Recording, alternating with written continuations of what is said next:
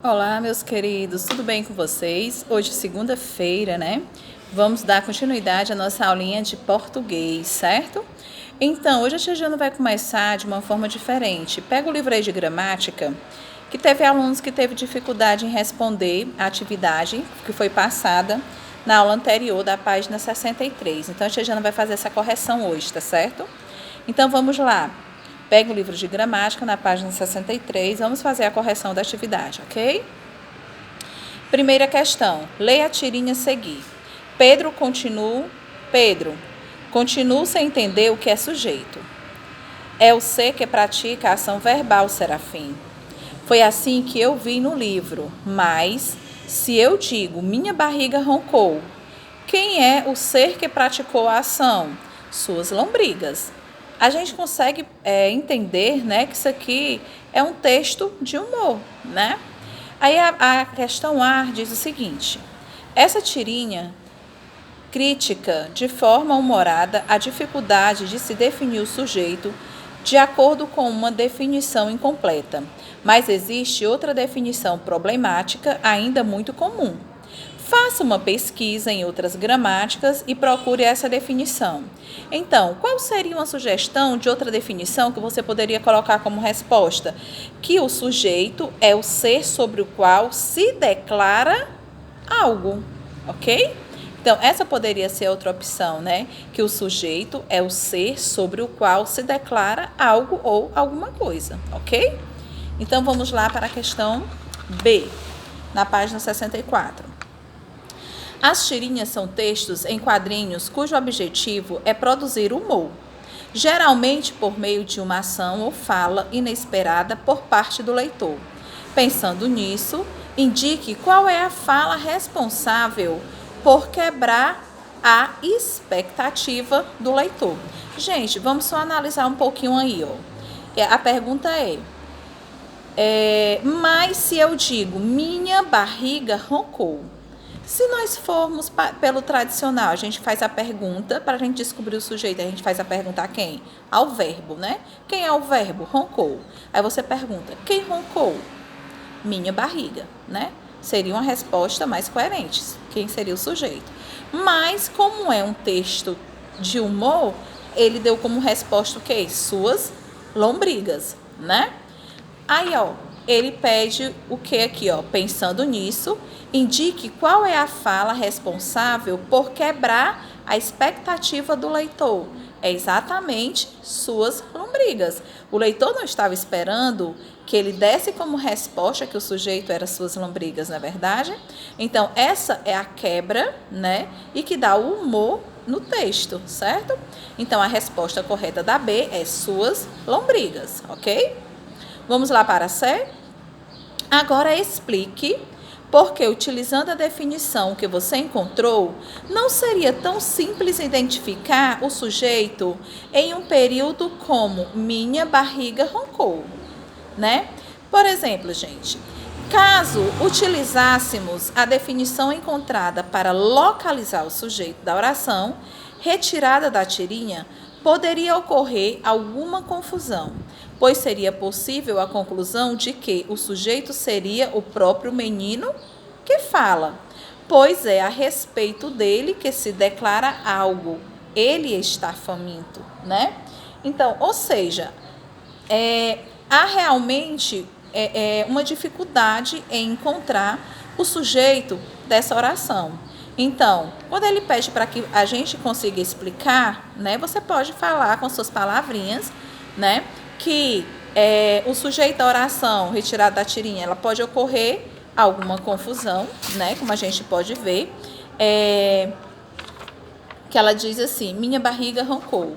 Você pode deduzir o quê? Quem roncou? Minha barriga. Ou, de quem foi a barriga de quem roncou? Dele, do próprio, né, do próprio menino que está falando, né, que ele está o quê? Identifica-se que ele está faminto. Então, assim, você coloca com as suas palavras da forma que você entender melhor, certo? Que isso é explicar melhor, ok? A segunda questão. Uma definição tradicional do sujeito diz que ele é o ser que pratica a ação. A definição. tradicional do sujeito, ela diz o quê? Que sujeito é o ser que pratica a ação, ou seja, aquele que sofre a ação. Explique por que essa definição não se pode aplicar a estas orações. Teve alguns alunos que não entendeu essa questão. Então, vamos lá que a Gigiana vai explicar. A questão A diz o seguinte: Maria e Cecília são muito bonitas. Vamos ler primeiro todas as frases, ok? B. Júlia e seus irmãos estão felizes. João sentiu um calafrio. D. Nosso segredo continua enterrado. C. Marcela fez uma cirurgia ontem. Sentido da frase, ela foi o quê? Ela foi operada. Qual é a definição? Aí ele pergunta. Uma definição tradicional do sujeito diz que ele é o ser que ele pratica a ação. Aí eu pergunto para vocês, em alguma dessas frases, o sujeito está praticando a ação? Hein? Aí ele quer que você explique por que essa definição de que o sujeito está praticando a ação não pode ser definida nessas frases. Por que será, gente? Exatamente porque essas frases, em nenhuma dessas orações, o verbo expressa ação. Exatamente por isso, porque o verbo, em nenhuma dessas 5 orações, o verbo ele está expressando ações, certo? Sendo assim, pela definição tradicional, não seria possível identificar o sujeito, certo? Essa é a explicaçãozinha de acordo com essas frases que estão aqui, ok? Exatamente porque nenhuma dessas orações o verbo está expressando uma ação, ok? Maria e Júlia são muito bonitas. Elas não estão praticando nenhuma ação, né? Então, assim, você não consegue encontrar dentro do verbo a ação do sujeito. Por isso que ele não pode ser identificado como sujeito tradicional, né? Que de acordo com o tradicional na gramática. Porque a gramática, ela diz que o sujeito, ele, toda a vida, ele está praticando a ação, ele sofre a ação. E nenhuma dessas frases está acontecendo isso. Então, isso é a explicação que vocês têm que dar, ok? Terceira questão. Agora, usando a definição de sujeito que estudamos neste capítulo, identifique-o nos períodos analisados na questão anterior e substitua por um pronome pessoal. Só lembrando que os pronomes pessoais do caso reto, eles exercem sim uma função de sujeito, ok? Esse aqui também é muito simples, mas teve aluno que teve dificuldade. Então, vamos lá para a correção. Questão A. Maria e Célia são muito bonitas. Como é que eu posso substituir o sujeito por um pronome? Maria e Célia são muito bonitas. Então, vai ficar o quê? Elas são muito bonitas, ok? Troquei Maria e Célia pelo pronome elas. B. Júlia e seus irmãos estão felizes. Eles estão felizes. C. João sentiu um calafrio. Ele sentiu um calafrio. D. Nosso segredo continua enterrado. Nosso segredo continua enterrado. Então, ele continua enterrado.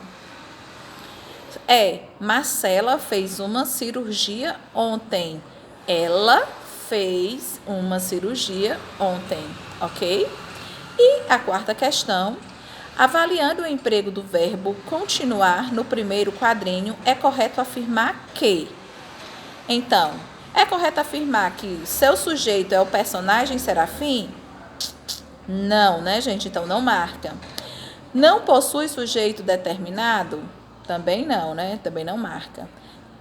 C. Deixa claro que a dúvida do menino era anterior ao momento da fala? Ok, exatamente isso, né, gente? Poderia ser substituído pelo verbo estar sem alteração de sentido? Com certeza não. E poderia ser empregado no plural sem problema? Também não, né? Então, a opção correta é exatamente a letra C, ok?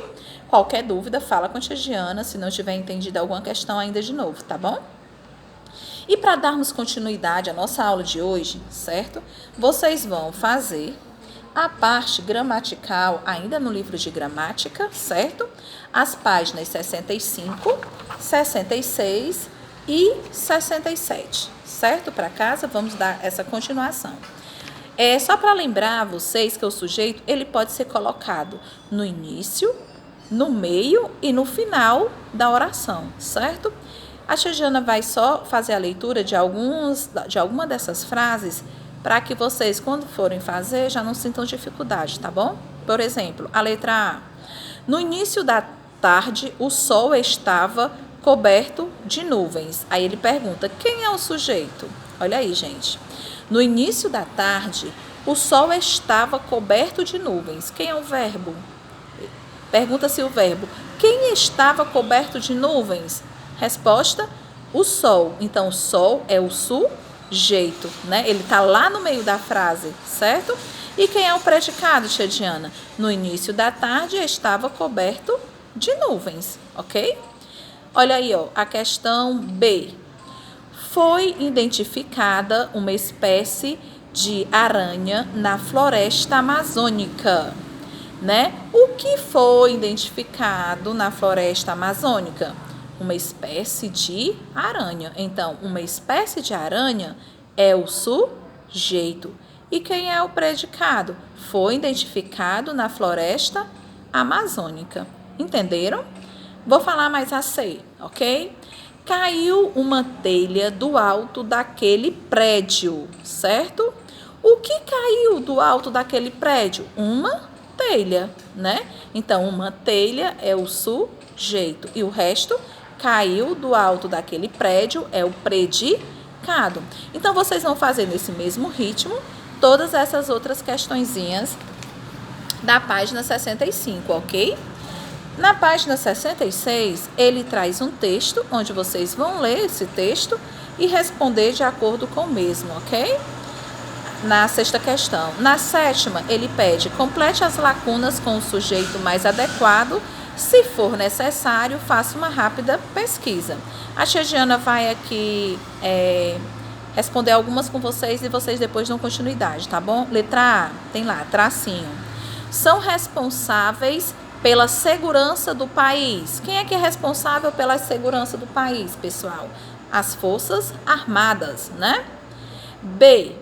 Criou o sistema de classificação dos seres vivos que utilizamos hoje. Alguém sabe quem foi que criou? Linner, certo? Linner. Então, assim, vai ter pergunta. Aliás, eu vou fazer assim com vocês. A tia Jana já vai dar a resposta aqui dessas 7 questões, ok? Ou vou deixar para vocês pesquisar? Melhor, né? Vou deixar para vocês pesquisar, tá bom? Vou falar só até a C. O resto vocês pesquisam e a gente tira as dúvidas na próxima aula. Então, qualquer coisa, pergunta a tia Diana, certo? No WhatsApp. C. Foi o criador da teoria evolucionista. Quem foi?